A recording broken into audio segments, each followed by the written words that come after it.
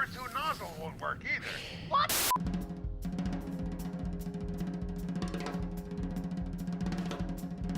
I'm Sean.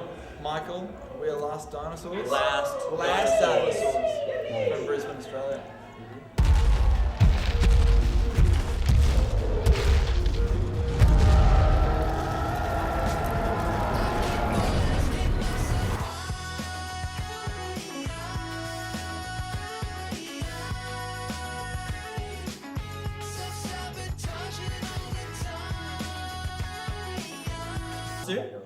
In high school, we were just like, we were in art class in grade 8 and we didn't really have anything to do with each other.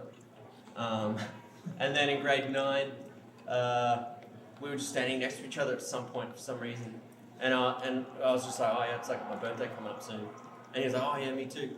And we found out we had the same birthday. And he was talking heaps about Warhammer and stuff. Yeah. Just going on about Warhammer. Loved it. But yeah, after that, we just became like best friends and just listened to the Strokes together forever. And then, yeah, then we made a band. After learning how to play by learning the Strokes songs.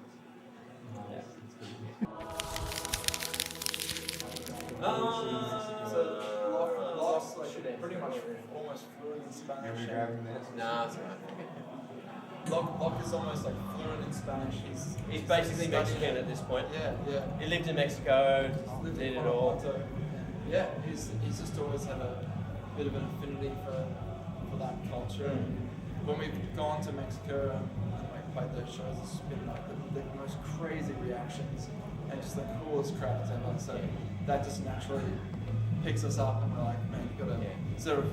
That was the homage to Mexico City. Also, Mexico City is the best place in the world. Yeah, that too. Hands down.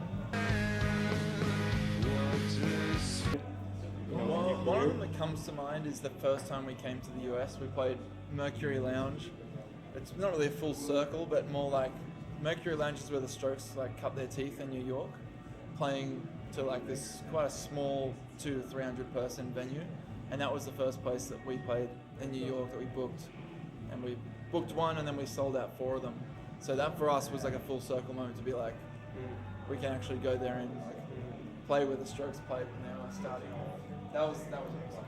I think my only, like, nothing to do with like the career, but my full circle moment is when I sold my Rickenbacker and years later bought it back because I had 2 at the time, so I sold it, and then my main one got stolen.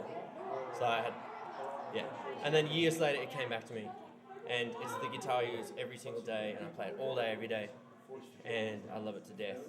And yeah, I was saying to the photographer of the tour, like yesterday, I was just like, I'm just genuinely, mainly stoked that I get to play my favorite guitar every day on stage and make it sound good. You know? That actually makes me happier than anything.